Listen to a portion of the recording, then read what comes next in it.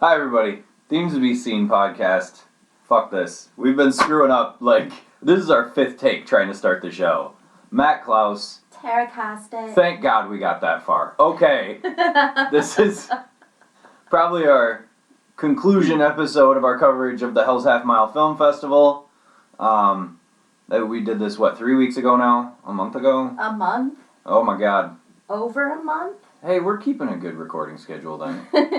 And again, the Hell's Half Mile Film and Music Festival is, oh my God, I'm sorry. We're having such a hard, we are on the struggle bus. It is dedicated to celebrating and expanding the art of independent film, music, and entertainment, and it is based right here in downtown Bay City. Yeah. It's 5 minutes from my house is why it was so easy for us. If we'd have lived farther away, there'd have been no way. No. No. Mm-mm. Jump right into our films. Yes. The last film we did was Gutterbug. That was my favorite film of the festival. Mm-hmm. We're going to hit your favorite film of the festival probably way later. I think this was second to last film we saw. Second to last. And Andrew Gibson, the director, from what I saw on their Instagram story, is currently working on putting Gutterbug on VHS releases. Yeah, so you're going to get VHSs. Yeah. I gotta practice my Yeah. my tongue speak.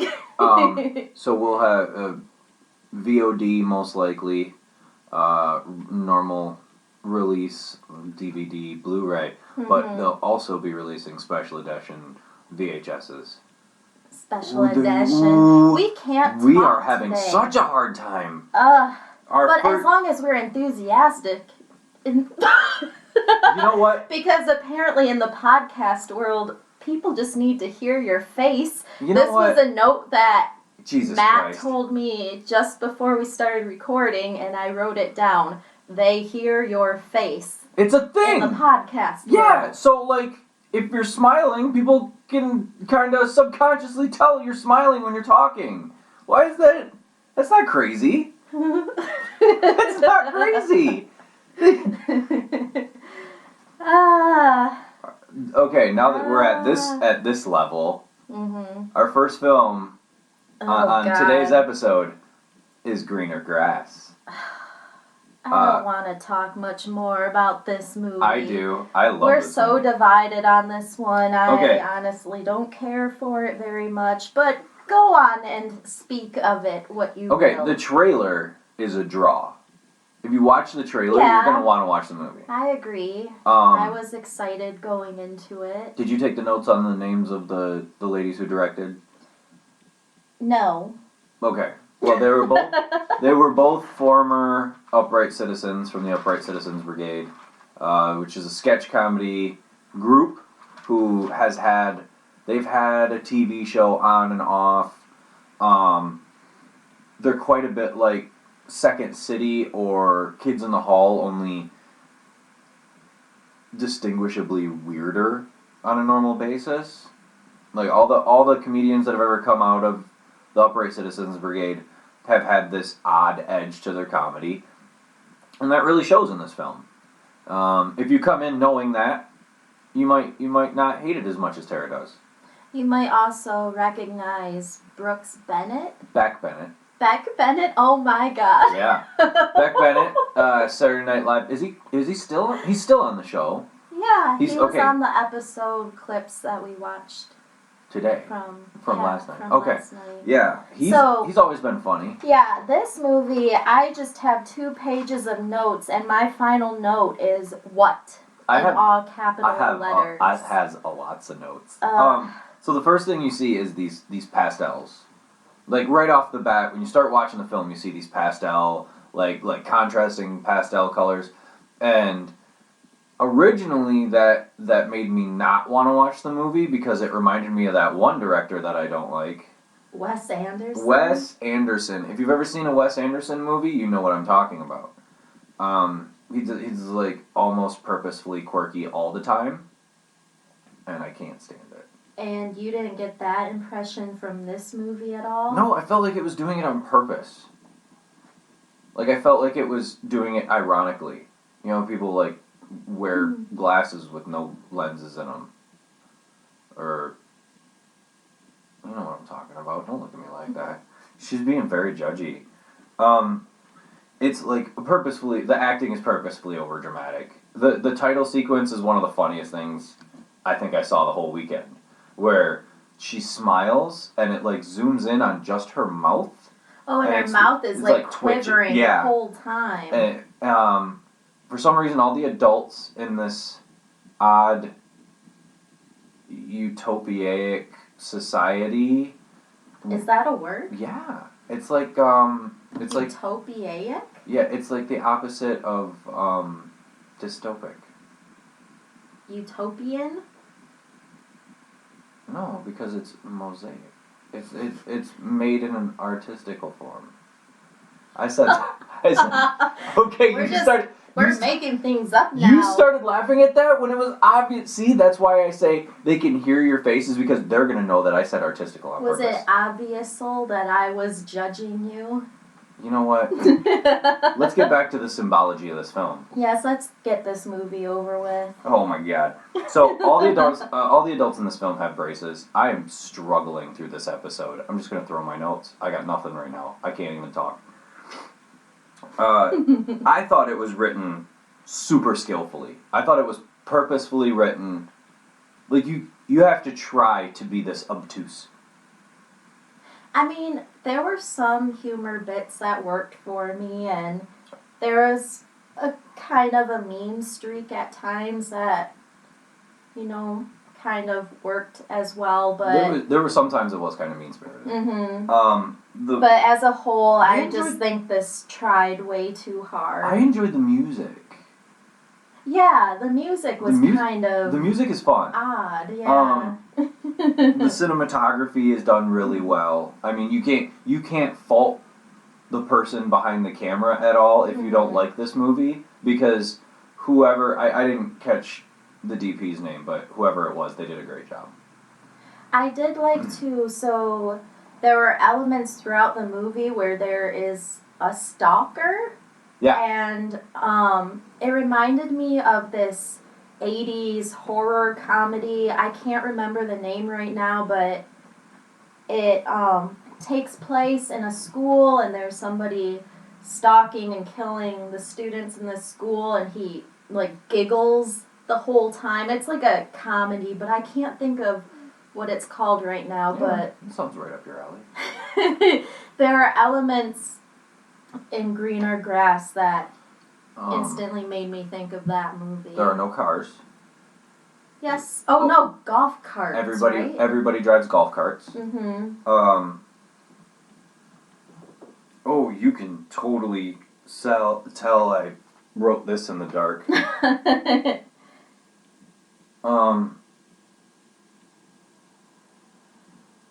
Yeah, there's this constant feeling in the dialogue in the first part of the film that nothing's ever good enough for anyone. They're always looking for this next better thing.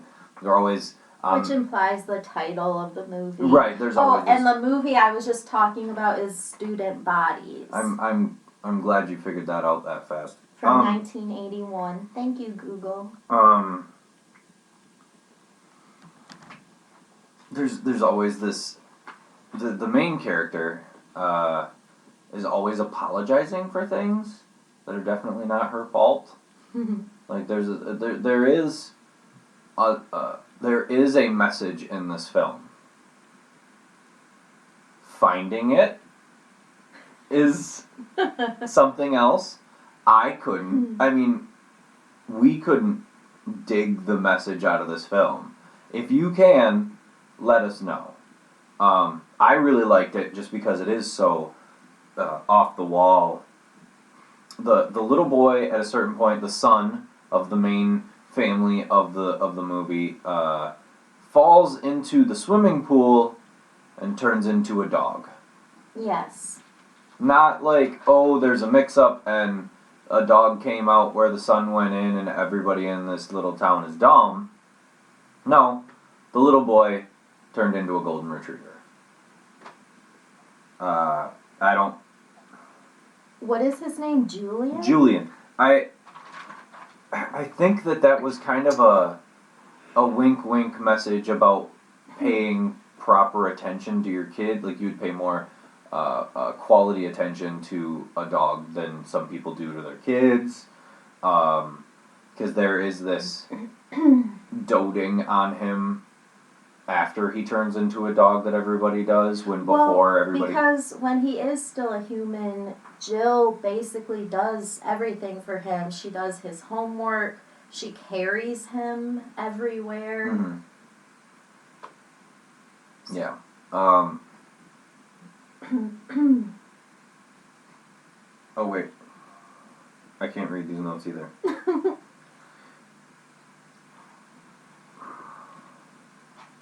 Oh. Yeah.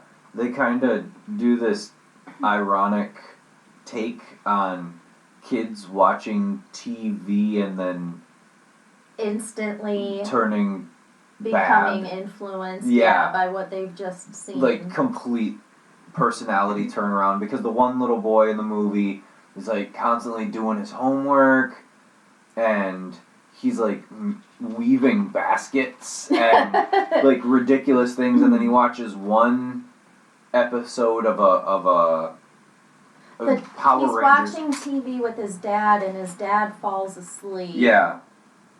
And it's like some Power Rangers-esque show. There's some not Power Rangers show. And all of a sudden, he's a bad kid. Like, and for the rest of the movie, he's cussing, swearing at people, and he doesn't listen to anybody, all because he watched one episode of the show. It's a show where kids have knives. Oh, yeah! Kids Have Knives. Mm-hmm. And I think that's what it was called, was Kids Have Knives. And it's dumb.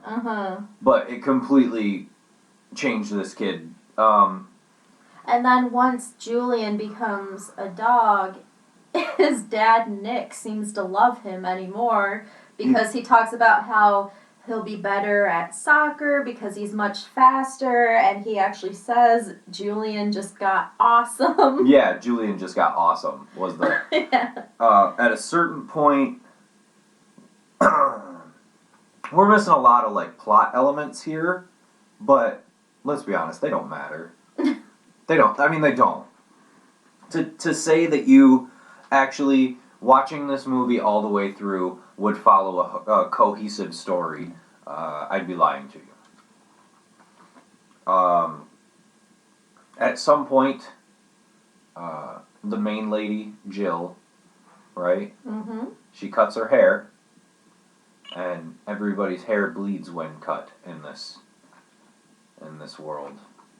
You remember that? Yes. That was gross. I don't know what that was all about. That's because she and her husband get a divorce because her friend basically tells her, you should get a divorce, which we also forgot to mention, Jill gives her baby away to her best friend. Yeah, Jill gives her baby away in the beginning of this movie. Because her best friend is talking about how cute the baby is, so Jill is like, do you want her? Yeah.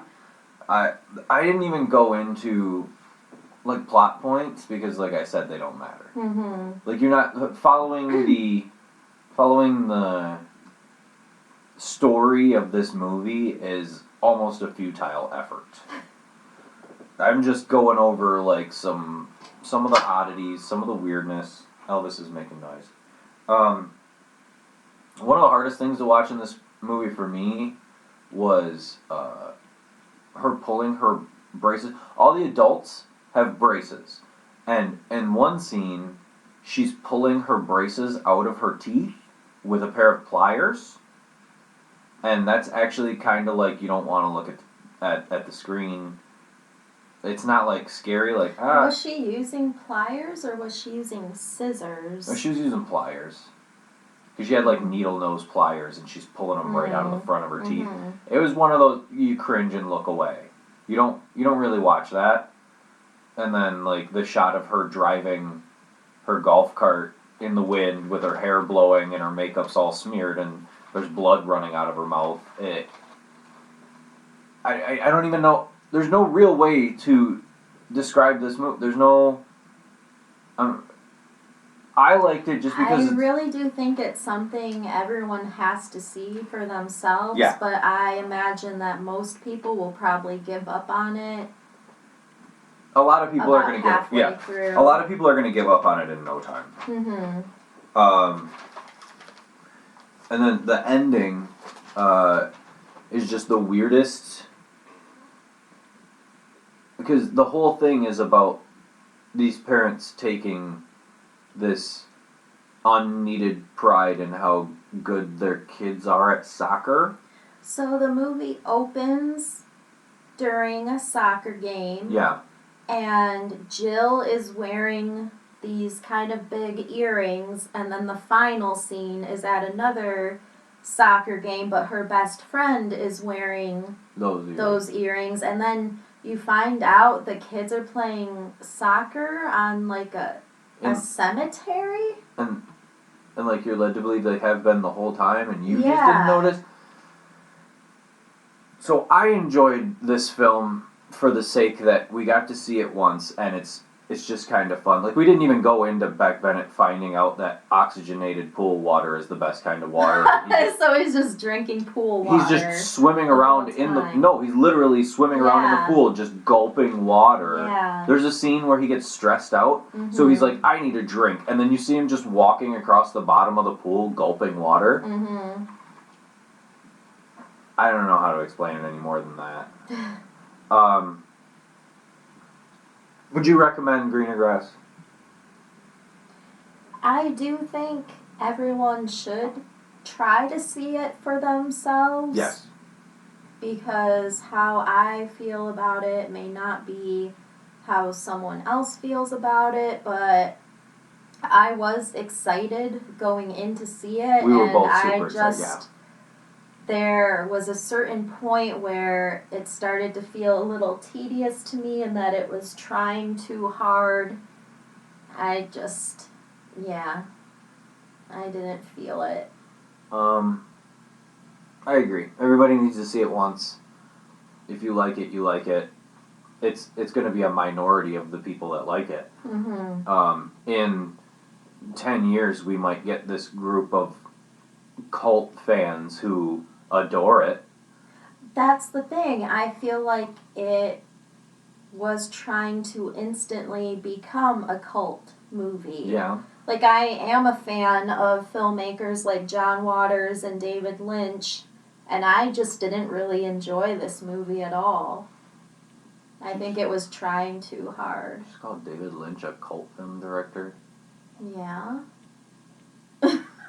I just don't like... I know what film you're referring to, and I don't like that movie. I know. It's not a... A lot of people like Eraserhead. A lot of people like it. I don't know why. It's disgusting. And when we talk about incoherent stories, that's probably one of the worst I've ever seen. I thought you were gonna talk about Blue Velvet. Oh, but I like Blue Velvet. I like the second half of Blue Velvet. The first half you can actually take a nap through and then wake up and not have missed anything. That was a weird confluent, like, mix of noises that just happened. You can take a nap through the first half of Blue Velvet and then wake up and not have missed anything, really. It's a great cast. It's a wonderful story. He did a great job on that. But Eraserhead, no. I wouldn't call Blue Velvet a cult film, though. That was like a wide release thing that a lot of people like. It was notorious because I believe Roger Ebert hated it. So David Lynch did put their 2 thumbs down review on the poster to attract that audience to the movie. Right. So. Okay. After that, I don't even remember what we did after seeing Green Grass. We went to a later night showing of Lake Michigan Monster. Okay. Oh, there it is. It was made by a crew in Milwaukee, Wisconsin, and there was supposed to be a Q&A with the director and I believe a few of the other people that work on it, but something happened and they weren't able to show up. If I remember correctly, there was like a logistics issue and they just couldn't get here on time. But yeah, this is it was a black and white film. It's a purposefully goofy. Yeah. Yeah. I Self-aware. I thought the first part was pretty entertaining. I really liked the aesthetic of it. The first 45 minutes, half hour. I did think it went on a little too long though. I feel, and we agreed on that it was probably an excellent short. Yes. That they got funding for and decided to turn it into a feature, but they didn't know how to. They had a hard time figuring out how to pace it to feature length. Yeah. Because the first half hour is really fun, and the last 15 minutes is really fun to watch. Yeah, the creature design in this was. The creature design and even some of the effects at the end, like the swimming and the knives and. Yeah, some of the cool effects at the end are really fun to watch. There's just this in between section. Yeah. It drags a little bit. Basically, once the initial group that you're introduced to is no longer on the screen, it really lags. Yeah. Because there is this character, Captain Seafield, and his father was killed by a sea monster in Lake Michigan. So it's kind of reminiscent of Attack of the Killer Tomatoes, where they put together this team. I feel like it was highly influenced by Attack of the Killer Tomatoes. Yeah, and so they have this team. There's 4 of them total. Well, 5 including the captain. Yeah, and so it's pretty entertaining because they come up with these different operations. Oh, no. They come up with different operation names. Yeah. The funny part is, it's always the same it's always the same. They're doing, the joke, the gag is that they're doing the same thing over and over, but they're calling it something different every time. Yeah, and they're kind of these sea-related puns. Yeah. Like, you have first Operation Annihilation, Operation Naughty Lady. Wait, here. I want Tara to see this line, this note that I took, because it was right at the point where I was having a hard time keeping my eyes open. Look right note? there. What does that say? I think it says throwaway line. Throw. But I think I was nodding off. Because it goes down under the line because I'm using a ruled notebook. It goes down under the line and then the letters just kind of trail off and disappear. Because this showing of this film was at 11 o'clock at night, which is cool to have this campy movie late at night, fun creature feature kind of thing. Although I'll be disappointed, oh my god, I'll be honest, I was kind of disappointed that there wasn't a bigger crowd. Because we got there kind of early because we thought it was going to be this huge showing. How cool, a late night monster movie. And yeah, it wasn't even halfway full, I don't think. Right. The part that dragged, I honestly don't remember. We'd been at our what we were doing all day from 8 o'clock in the morning. And it wasn't fully the movie's fault. I'm not. Don't take me as saying that. But I was nodding in and out. Yeah. Because it was comfortable in there, and it was rainy, so everything was kind of that warm, damp. So I was nodding in and out. And then I watched that last 15, 20 minutes. The creature looked awesome. Yeah, the sea hag. Hag. Was it a hag? Is that what they called it? Was it a hag? Yeah, that's what I have written. Because it was almost like a serpent thing going on. It was really cool. It was kind of creepy, but pretty at the same time. And then the joke about the captain's dad. They have the same parents. Right, at the end of the movie, the joke about the captain's dad copulating with a sea monster. There's this run of jokes about how the logistics of that happening. So, and those were funny. So, I mean, it's fun to watch. You got a group of friends around and you want to watch a goofy movie, but you're probably not going to 100% pay attention all the time. Right. It's a perfect movie. It makes fun of itself. It's constantly. And entertaining. Right. It's just a little bit long. Yeah. I see it once. I recommend it for a single watch. I do too, just or because party watching. The way it was made is really cool. You don't see movies like this, and that's why it was kind of disappointing that the director wasn't there, because it would have been cool to hear more about how they made it. We are both just a struggle at this time.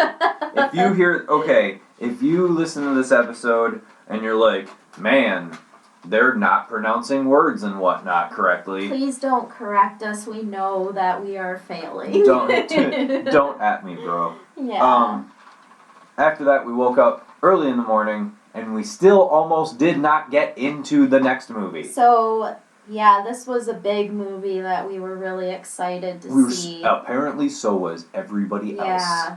We got there a half hour early, and they were already full. There were already over 70 people in this little room. Yep. For the I Want My MTV documentary. It's called Biography, I Want My MTV. For the film itself is amazing.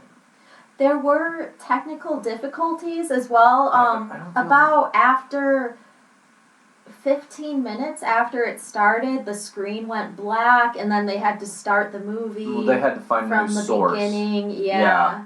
So there were some difficulties, but it was a great crowd to see it with. Everyone was so enthusiastic. Right, there was lots of clapping and look at who it is. Yeah, because the people that they got for this movie is crazy. Yeah, like they have some of the original VJs: Pat Benatar, Neil Giraldo, Kevin Cronin from REO Speedwagon, Mark from Devo, Billy Idol, Sting, the Eurythmics, Tori Amos shows up. Yep. Jerry Cantrell, Dee Snider. The people. It was pretty cool. What most of the time you see a documentary like this, and part of you is like, I don't care what they get, these huge big name people, and part of you feels like, I don't care what this person has to say about the beginning. What does that person have to do with this? Everybody that they got to speak about the beginnings of MTV are people you would actually respect the word of. So, yeah, that's what's cool about it. They have this variety. They have the artists that, were already relevant, but MTV kind of grew with them. Like, they kind of helped with the beginning. And then you have the other artists that talk about how MTV influenced them to become the artists that they were. So, wide variety. Yeah. I wasn't even looking at my notes. I should have followed along. Music videos. The beginnings of music videos, because they actually go through the history of music videos, and that was one of the coolest parts, because they only existed via these like public access shows. So there were music videos beforehand, just nobody saw them. And they weren't called music videos. The Beatles and the Monkees originated them. Pop clips. Yeah. And then who knew that Michael Nesmith of the Monkees had such a big part? We were watching something else yesterday that he was a big part of. Yep. I can't remember. He was a producer of a horror movie. What did we watch? That he was really excited about. We watched something. We watched so much. It was, an odd movie that he was really excited about, so he was a producer on it. Huh. What did we watch yesterday? This is gonna bug me now. we got time to check the Amazon backlog. It was a YouTube video. Was it a YouTube video we watched? Was it a Minty video? One of those 10 things Minty you didn't know? Okay, so one of the it's could be one of two things. Mm-hmm. Because we watch a YouTube channel called Top 5 Scary. Yeah. That counts down the just random top 5 countdowns of scary stuff. Mm-hmm. And then there's another one we watch. There's a gentleman from Australia called Minty's Comedic Arts. Yeah. And he does like countdowns of facts you might not know about movies. Mm-hmm. So who knows? Oh, it was Repo Man. Yes, Repo Man. It was Repo Man. That movie looks awful. Norman Lear also had a big deal in the beginning of music videos, which watching this film just shortly after watching the Grammys that we saw, where it was like, oh, they just had Norman Lear up on stage, and then there's Norman Lear 40 years ago or something. They wanted to make MTV all rock music. But they didn't think these hoity-toity producers would go for it because they didn't like their kids, and their kids listen to rock music. So the first music video they used to pitch production for MTV was actually Olivia Newton-John's video for Xanadu. So this is what I find to be kind of funny too. They considered themselves a channel that played exclusively rock artists, but a lot of it was actually pop. Yeah. Like, you wouldn't think of Cyndi Lauper as a rock and roll artist. No. And well, there was... genres back then had more umbrella names. Things in the music world have changed so significantly in the past decade, just since the early aughts, that musically people look at, take rock music.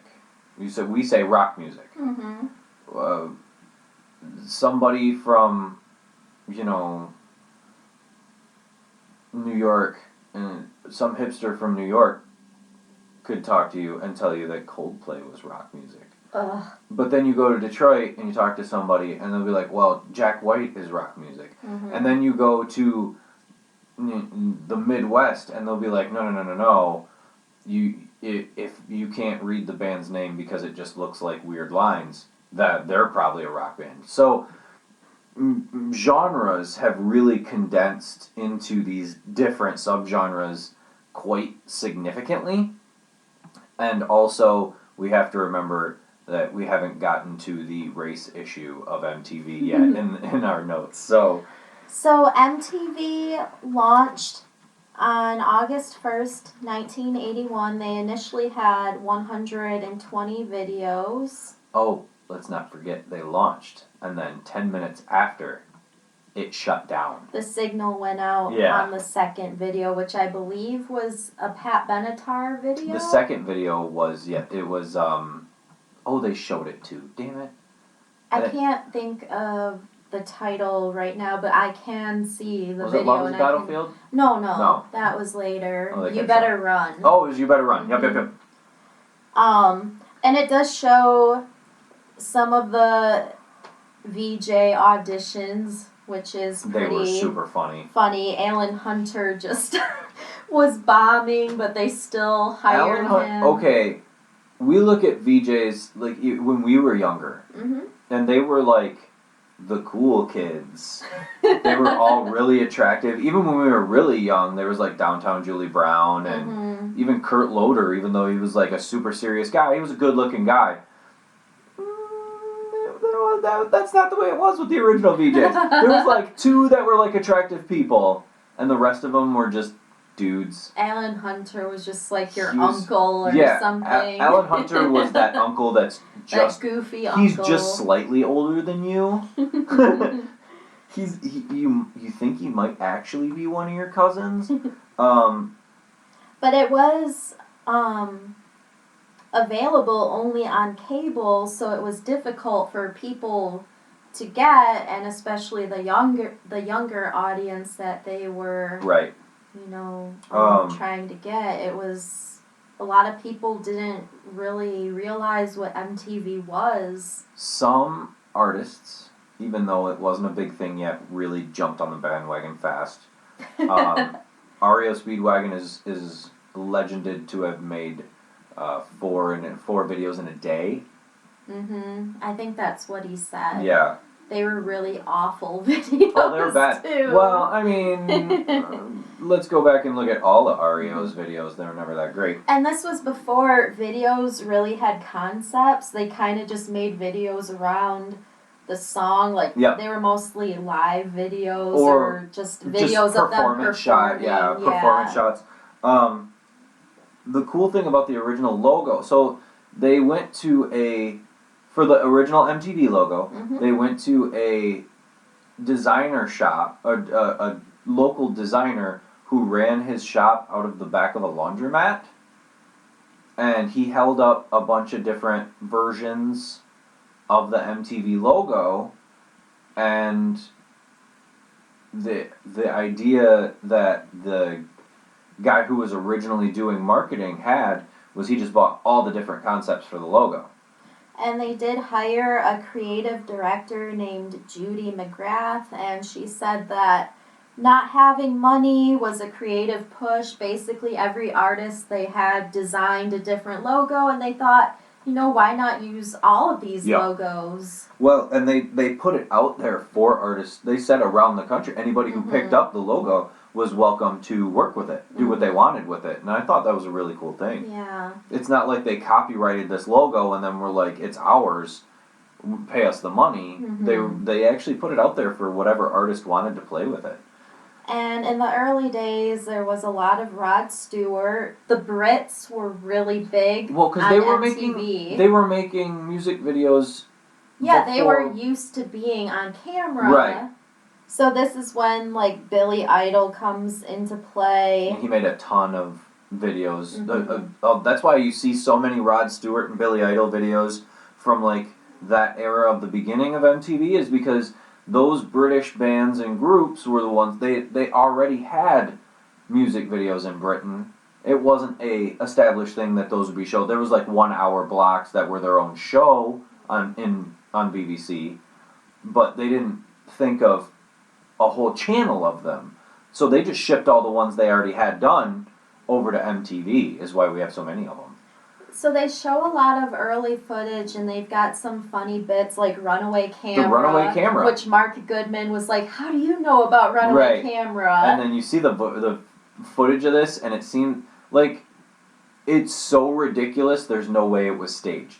The camera rolls, the brakes must have got released on it, on a camera block, because it rolls to one side of the room, and you see a bunch of people chasing it to try to stop it, and you see Mark Goodman follow it with his face, and then 5 seconds later it's rolling back the other way, and everybody's still chasing it. And it really was a cool, okay, this is just them figuring this out. And then one time a projector went out, and that was when someone just randomly yelled, I want my MTV. And so a lot of their iconic stuff just came from errors, and none of it was planned. And of course, the weirder you were, the bigger the star, and this is when they talked to the Eurythmics, because Annie Lennox had that very androgynous look back then, and their video was very popular for Sweet Dreams. American, and then we go into another reason that we don't have as many videos, we have more videos from Brits, is because American record companies didn't want to invest money into music videos. So it was the artists investing their own money, and so they had complete say. Which is why... the cable operators wanted to also be paid for carrying MTV. So let's look at this. The cable operators wanted money for being able to show the shows. And so, they went to... doesn't make any sense. They went to England, I think, because they... We're going to make I Want My MTV into a campaign. So they had artists like Mick Jagger and Pete Townsend, and Mick Jagger was paid $1 to be filmed saying, "I want my MTV." And actually, watching it now, when they showed that clip after telling the story, Mick Jagger was hammered. Mick Jagger was drunk when he made that promo, and you can tell. He goes, "I want my MTV," and then he like tries to open his eyes, but he can't. You can tell. And then Pete Townsend's just like, "Yeah, I want my MTV," and then it's over. So yeah, this influenced the younger generation to call the cable providers and just say, "I want my MTV," and within a week, everything began to change. Yeah, they said 200,000 new, what's it called, markets within the first week. And then 15 to 20 new videos were submitted weekly after that. Well, 15 to 20 videos that they would allow on the station weekly after, like, they went through their quality. They would do, like, their round tables. Right, but they would get hundreds of submissions at once. Yeah. And they could only pick 15 to 20 at a time. So there was a backup. This is where, after that point, when we really see this rise, is when the issue of race came up. And I'm really glad this documentary went in as deep into this, is because the documentary obviously wasn't pandering to any one particular group of people. They were actually really objective and showed the actual problems, the controversies that surrounded it. And when they went into the issue of race around MTV in the mid to late 80s, I feel like they handled it excellently, and they did a great job of showing this is what some people thought and this is what other people thought, and they allow you to make up your own mind without having a leaning. Of course, a lot of people are going to see that there may have been some unintended racial bias. Yeah, because they wouldn't play artists like Patti LaBelle or anything, but they would play Hall & Oates, who had that same soulful sound. Wouldn't play Rick James. Right. But they would play Eddie Murphy songs that Rick James produced.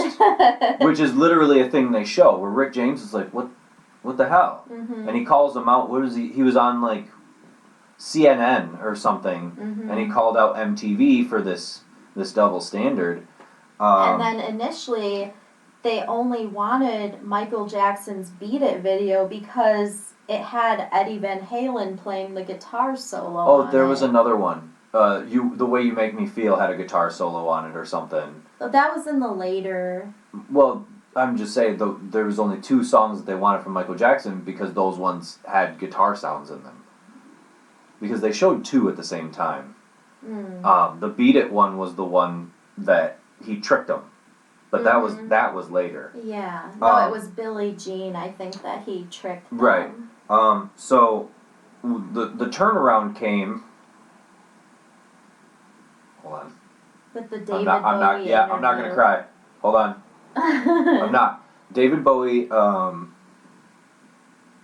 one of the most beautiful souls to ever walk this earth. And I and our whole family just love everything he did.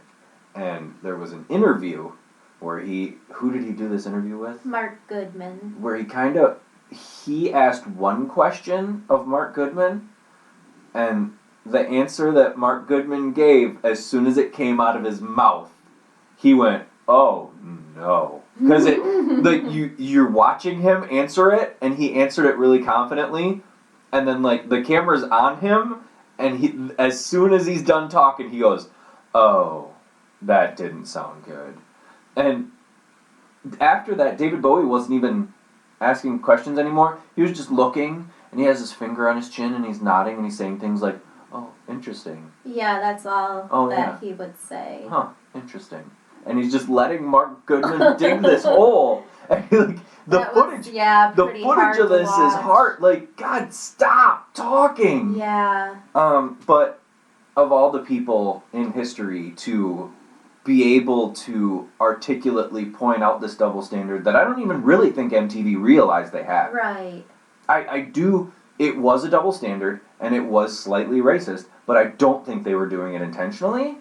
I think it was just like a subconscious thing. And of all the people ever to be able to point that out as articulately as David Bowie, I don't think anybody else would have done it. David Bowie just looking so classy in his serious Moonlight Tour prime around the time that the Let's Dance album came out, I believe. But yeah. Yeah. Which, I mean, is probably... This was a very powerful moment in this movie. Yeah. I cried. That's one of the points in this film where I cried. Mm-hmm. Because, I mean, even still, after his passing, just listening to him talk is really powerful. Mm-hmm. And so, so they started playing Michael Jackson, and then the Thriller video came out. But before Thriller was the Billie Jean thing. Yeah. Because they ordered the Beat It video because it had the Van Halen solo. Mm-hmm.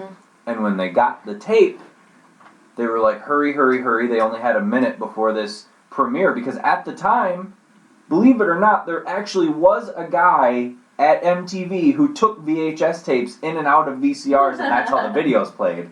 They got the video just in time for this premiere. They promised everybody, and they put it in, and they were like, okay, Michael Jackson sent us the Beat It video, and they tricked him and sent him the Billie Jean video. Mm-hmm. Now, first off, they can't say, oops, that's the wrong video, because that makes them look dumb, and they can't get mad at Michael Jackson. And then the part that really, kicked him in the butt was that it's one of the greatest music videos of all time. Mm-hmm. And they couldn't deny it. Like, you watch this, it was something nobody had ever done in that video. But then the Thriller video came around. That's a fun story, too. And the Thriller video was huge because it was longer. It was 45 minutes, I believe. So when the video ended, they would have time tags of the next time that it would come on, so you could, prepare to sit in front of your TV like it was a movie premiere. Yeah, they would tell you Thriller will be showing again at 4:15 or something. Yeah. And then because it cost so much, and they had John Landis. Yep. And they had these amazing choreographers and this 45-minute long video. The music company wanted compensation for it. And MTV had a policy where they didn't pay for videos. So what they had them do was give them all the back footage of everything else that they shot around the video, and they paid for that cut into a making of documentary, so they can still actually say they paid for that they would show after the video, so they can still actually say they never paid for quote unquote a music video. So the ratings went up after this, and even though MTV started in 1981, 85 and 86 were really the big years, and that's when MTV was able to become fully staffed. It also became huge for movie soundtracks as well. Yes. There's an interview at about this point in the film with Dee Snider, who like his music, don't like his music. He is one of the most intelligent people when it comes to marketing himself, and especially in the defense of music censorship. Oh yeah, look up the congressional hearings from the 80s. He, for lack of a better word, rocked Congress.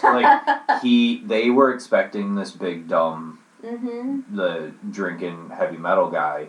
And he pulled a crumpled piece of paper out of his shirt and delivered this speech that left Jaws on the floor.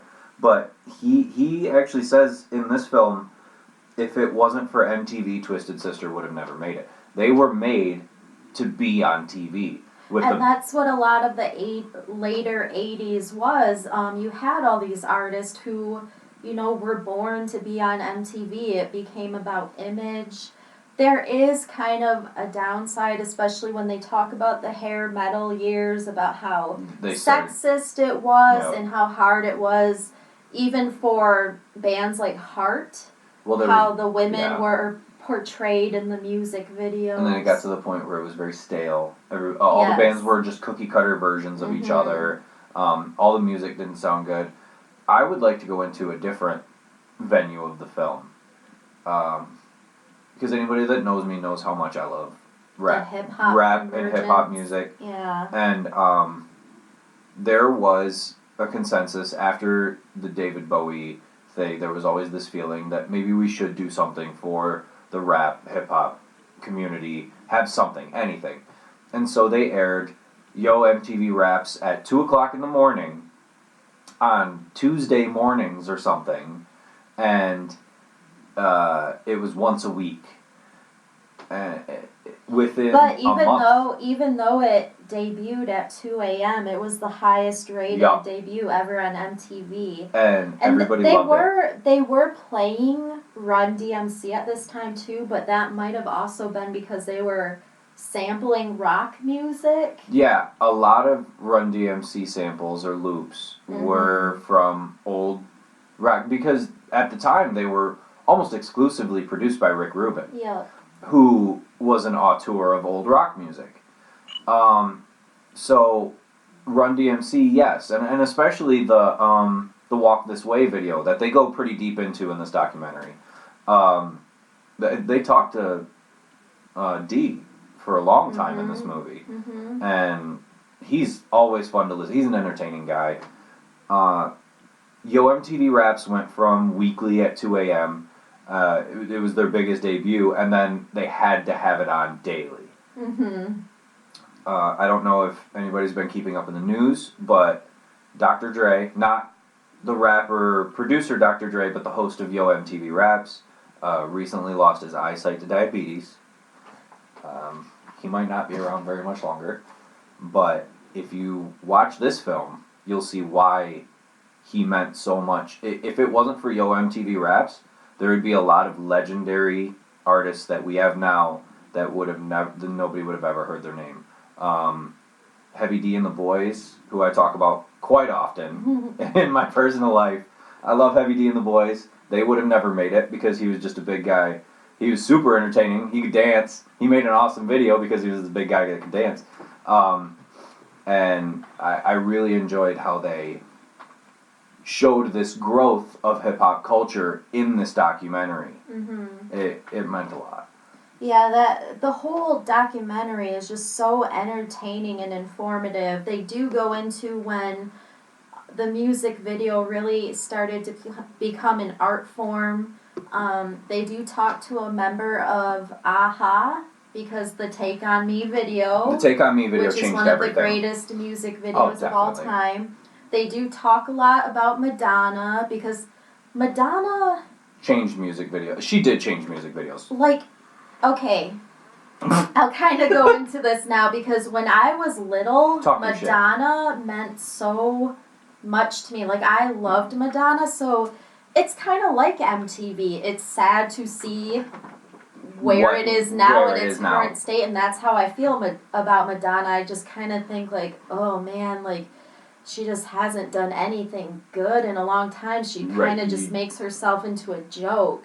But she's this caricature of, which you look back at even the early 80s videos up to the early 90s videos. For a decade, she was putting out some of the best music videos. Oh, even up to Ray of Light or her music album. I wouldn't go that far. No, Ray of Light is fantastic. But Madonna was very self-aware of herself. She always knew when a camera was on her, so she really knew how to market herself. Interview with Mark Goodman. They show this footage of this interview with Mark Goodman where she knows she's always kind of fourth wall breaking, looking at her eyes are always flicking over to the camera, and she's saying this very double innuendo, flirting with Mark, and you hear him just stuttering. He can't get his yeah? It's great. But eventually, her music videos started to have, a budget similar to those of film productions. They were just huge. The Like a Prayer video is insane when you look at it now. Her Like a Prayer video was directed by Mary Lambert, who also helmed the original Pet Sematary movie. So, little I remember that one. Fact there. And at the time, that was around the same time you introduced me to, was it David Fincher that used to do, Yep, he used to En direct Vogue, the En Vogue videos, and... Yep, Billy Idol's Cradle of Love video. David Fincher did some amazing... So we're talking at this time in MTV's history about directors who we see now as elite, wonderful film directors who were doing these amazing music videos. Mm-hmm. We were lucky as people in our... anybody from their like mid-30s down got to be there at the height of actual music videos. Yep. at this artistic flight of it, and I didn't realize that until I saw this documentary. Mm-hmm.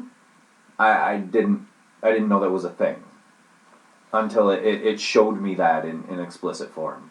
So it doesn't really go into, like, the later years that we also knew, like, the TRL days. It doesn't hit the surface of that at all. It goes up to where, what's his name? Warner, what's his first name? Turner, Ted Turner. Ted Turner was the owner of the network that MTV was running on originally. Up until, I think they said 1998? 1997? And he didn't want it anymore, and he just felt like he needed to sell it. Oh, I think that was much earlier. That might have been the late 80s, where they decided to split the company, and a lot of the original staff ended up leaving. They were bought by a different company. MTV became more of a business. Yeah. They had blocks of programming rather than just, 24-hour music videos. They started turning the camera on the audience, and that's when kind of the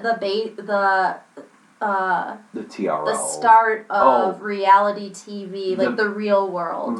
They say, MTV here credits themselves with the first reality show, which would be the Real World. And the Real World was fun to watch, in the first 5 of 29 seasons now. But, and they kind of also, there's like a slight apology there. Like, the way they say it. Yeah, they kind of do talk about Teen Mom a little. They talk about how teenage pregnancy has gone down. Yep. Since those shows, and they talk about the rise of the internet and YouTube. Because that's pretty much just where you go to now for music videos. You just go to YouTube. Well, not music videos. You and I, if we're not watching, like, movies on Prime or Netflix, our other quote-unquote TV channel is YouTube. Yeah. But for music video-wise, you just go to YouTube now. You go straight to YouTube most of the time. Which, it's a bummer. It is. It's just really sad to see where it is now. I don't even know if they play music videos anymore. It's not likely. The beautiful thing is that it was a needed time for an amount of time. Mm-hmm. And we got, like we said just a minute ago, we got to see this height of the artistry behind music videos. Music videos were those that were made in the late 80s to the early 93 will never be made again. Mm-hmm. And we got to be there for those. Even and we bring up Madonna and Michael Jackson and artists like that, but even Metallica was, you go back and watch the Enter Sandman video now, it's still a really good video. Mm-hmm. Videos then were of such a quality that it mattered what your video looked like. Now it doesn't matter what your video looks like. It also mattered to what the artists would say, because I can remember, especially around election times, the campaigns they would have. I remember one of Madonna talking about how important it was to get out and go vote. The quoted as best, they say that the highest turnout of young voters of all time was after Dennis Leary's campaign, the Get Out and Vote campaign that Dennis Leary had on MTV, where Dennis Leary was just like berating young people for not voting, and it was one of the highest young voter turnouts of all time, which ended up getting us Bill Clinton. Yeah. Okay, I want to correct myself. Because I say that we don't get videos like those of the early 90s anymore. There are some artists who still care, but if you look at those artists, they were alive at that time where videos mattered. Right. So you look at someone like Donald Glover, and all of his videos matter. Most recently, the This Is America video really is reminiscent of the style of care that you would see from a video from the early 90s. Yeah, this was a very good documentary, very fun to watch. The audience was fun. The audience we were in was fun because it was this, you could feel an energy in the room as we were watching. People would laugh, and like you could tell there was people that didn't even know each other that were like kind of high-fiving over some stuff. Which was cool because there were people obviously older than us, and they, you know, it was cool that we could be in on that with them. I mean, obviously they remember the earlier years more than we do, but I do feel that we were lucky to still remember the life that it once had. Well, there's some people like you and I that whose musical tastes go back farther than their actual birth. But it was nice to be able to have those. Like, there was a couple that was right in front of us that was really fun to talk to. It was super cool. And actually, what I didn't realize is one of the organizers of the whole festival was sitting right next to us the whole time. Yeah. And that everyone wanted to see this, and there was no other showing of it. So everyone was at this one showing in this tiny little room, which why they had it in this little room, I don't know. But I think that was a scheduling issue because it was at about the same time as the shorts. Yeah. And the shorts are a big draw every year. They weren't anticipating? I don't think there was no way they could have known the turnout that particular film would have got. So we have, this is going to be a 3-episode series. Yeah. Because we have time for one more. Which I feel like this next one we have a lot to say. A ton. Especially because this one means a lot to me. Alright, so then later, a few hours after I Want My MTV, we were really excited for this next feature. It is called Happy Face, which takes place in Montreal, and it's basically based around these group sessions, these workshops of like people who have physical deformities and who have to combat these stigmas every day in their lives. And they actually go through the people and how their disfigurement happened, whether it be disease, genetics, an accident, and I feel like it handles this perfectly. It does. This was sensitive, and it could have gone very wrong. And it's still an emotional movie. It starts with a line, "In fairy tales, the princess is always beautiful," and what I really liked about this movie, too, is it kind of combines D&D with the story. D&D. So the story is based around this main character named Augustine, and his mother is battling cancer, and she's going to have to get a jaw surgery, and he knows that she's... Right. In flashback, they actually talk about originally it was breast cancer because she had to get a mastectomy. And she felt like that was her disfigurement. It really affected her mentally that she was going to have to get a mastectomy. As time goes on, we learn about that she's going to have to get her jaw removed. And so, to prepare for facing her physical deformity, because he's always known his mother to be this beautiful woman. Mm-hmm. So Can we also... This is all kind of over-dramatized because they're French also. Mm-hmm. So there's this how do you say it? Over-romanticizing of the way they speak, and not by the film, but by the characters, mm-hmm. of the way they speak and the way they interact, and he really truthfully believes that his mother is this beautiful thing, and he looks at himself in almost this vain way sometimes. So just this very French joie de vivre way of looking at things. So he fakes a deformity to join these workshops. He literally does the tape pig nose thing, where he just like puts tape under his nose and then wraps it around his head. Mm-hmm. And these workshops are based around CBT sessions, which are cognitive behavioral therapy. Mm-hmm. Basically, what is she, like the founder, the leader?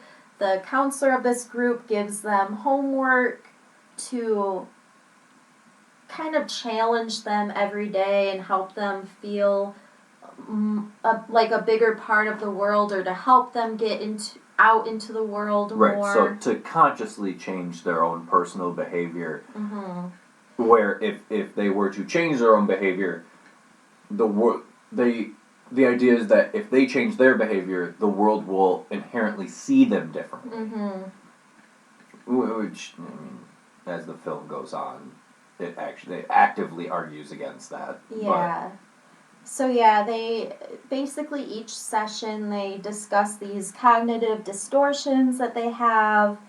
Body language is a big conductor of yes. better connections. Yes, and we actually see these really cool, like you watch the mirror, the folding of the beginning and ending of the film of some of the characters, mm-hmm. and the body language changes are excellent. Yeah. If you thinking in hindsight about some of the things that changed. So we're learning, and what they're learning about themselves is who is the person behind the face.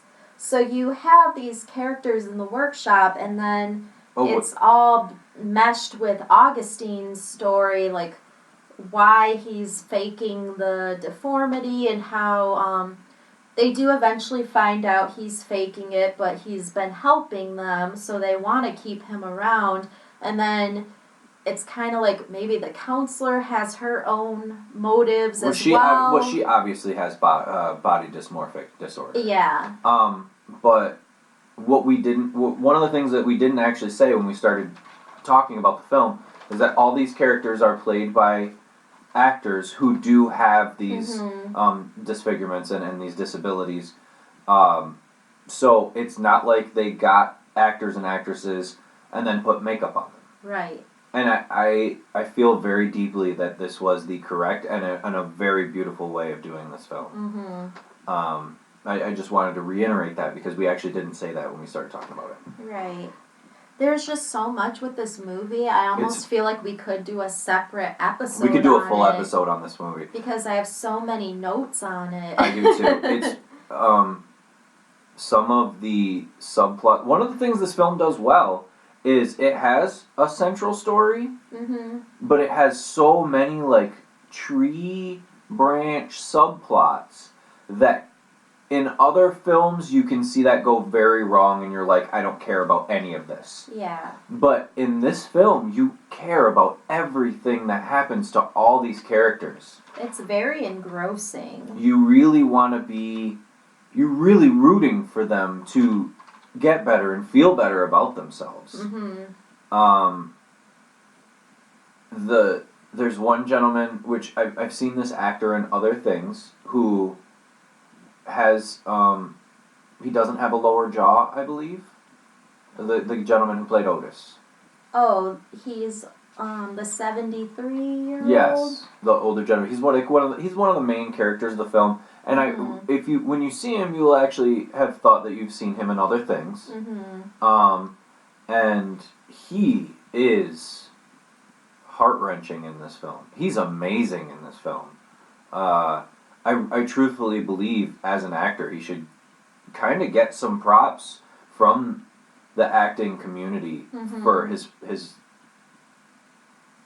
portrayal in this film, because it's excellent. It's interesting too because they have this group that just joins together, and then some of the people in the group weren't born with these deformities. Like there was Jack, he was a burn victim, and so he wasn't born that way, but they still can join together, understand one another. Yep. There is a scene where they kind of practice insulting each other as one of their workshops. It's just a very engrossing movie. Yeah. When Augustine takes over the goings-on of the group, that's when you really get this. It goes from this heart-wrenching story to you're like rah-rah rooting for these characters in your seat. And it's awesome. There's one, and it addresses some things that are going on in society. There's one lady who has a slight facial deformity who wants to be a model. The counselor tells her backstory about how when she was young, she did beauty pageants.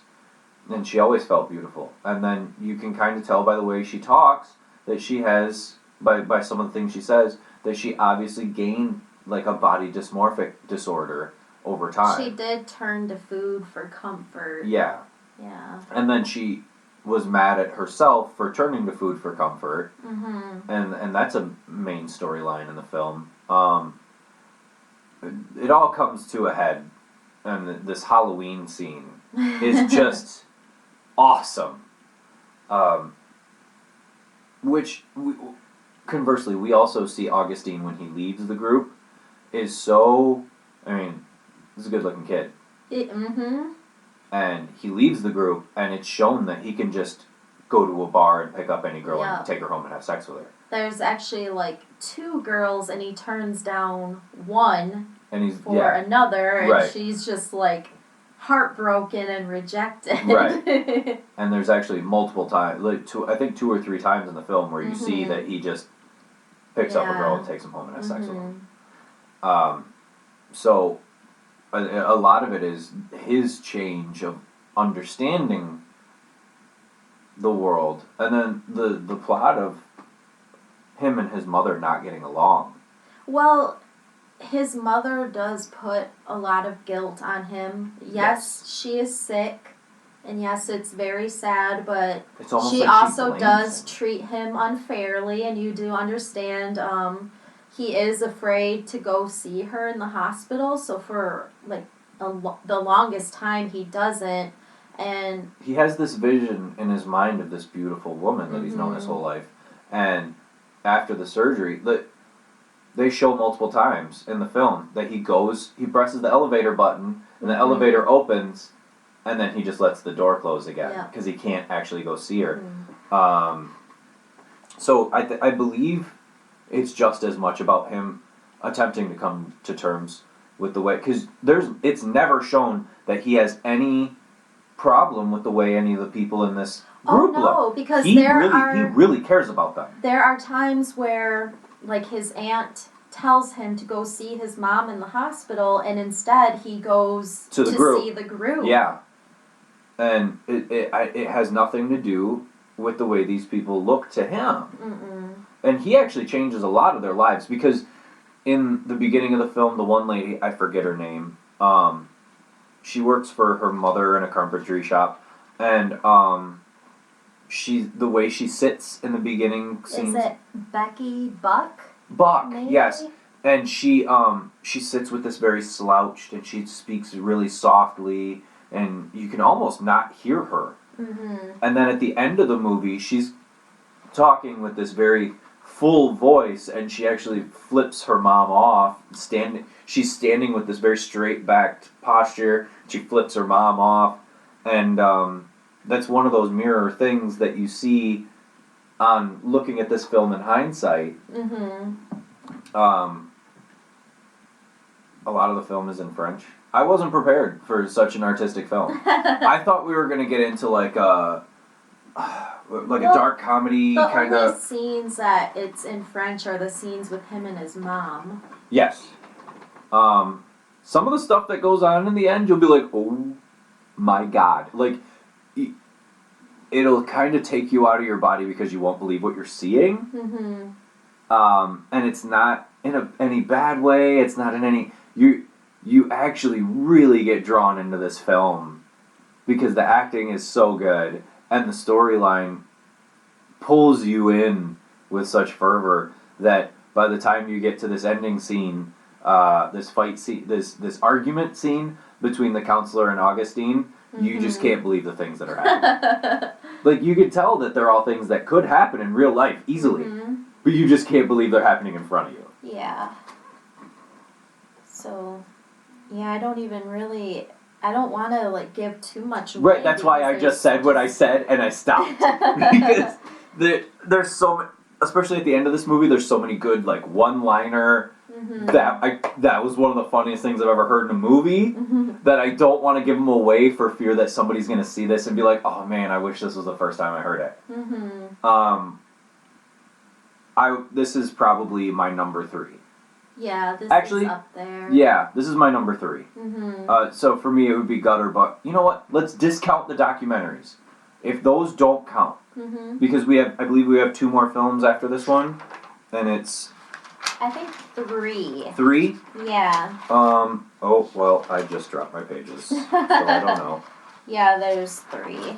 Okay, so we're gonna cut this episode here, like, not do any more after this, but, if we discount the documentaries, because we have one more documentary, this is probably my number 2 of the whole festival. It would be, it would be Gutterbug and then this, and then Postal, probably. And we'll get to Postal in our next episode. Postal, which is my number 1. That would be Tara's number 1. But this film, I don't know if it's ever going to get an American release. I feel like it should. Like, I've seen the trailers and stuff on YouTube. I know it's played other festivals and stuff. I feel like a lot of the films we're doing now are still in the festival circuit. So by the time they come out, we'll be able to put our hands up and say we called it. Like, by the time the films hit, like, VOD or some sort of home media, we'll be able to put our hands up and be like, we were first. But I would call this... up there with the best in Fest. Possibly the second best indie movie I saw all year this year. Yeah. And we watch a lot of indie films, and it's amazing.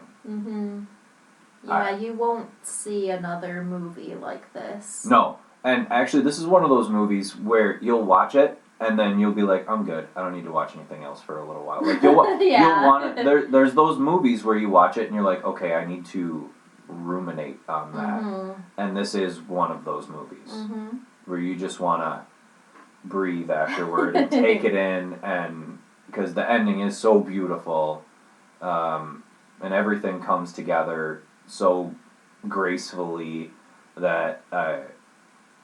this is a hot recommend. This is a... Definitely. This is a, if you have a chance, take it. Pick this over other movies. So, where are we at on the timer? Okay, yep. We're going to have to call this one here. What? You look like you were about to say something. Nope. We have one more Hell's Half Mile coverage episode. Right? Yes. I mean, we should be able to do the next one. Yeah, there's only 3. So. The one, though, we're going to take a while on the one. Or 2 of the 3. We're going to take a while. But on the next episode, we have... What's the next one? Is it... We have My Soul to Keep. Oh, that one. Postal. And then Recorder. The Marion Stokes Project. Yes. So those, 2 out of 3 of those we're going to take a while on. One of them not so much. No. So that's what you have to look forward to. Is you got 2 big smiles and one kinda not so much. So. And then after we finish with this series, we hope to get back on track with a regular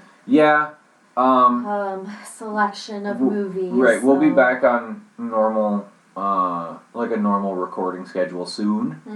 Mm-hmm. We're not 100% sure what we're gonna do after the Hell's Half Mile and whatnot. So, if you have comments or suggestions or whatever, we've been talking about some because we want to keep it light. Mm-hmm. We want to do like an easy 2-episode series on something where we don't, because we've been working really hard. But my name is Matthew Klaus. I'm Tara Kostick. Adopt, don't shop. And think pink.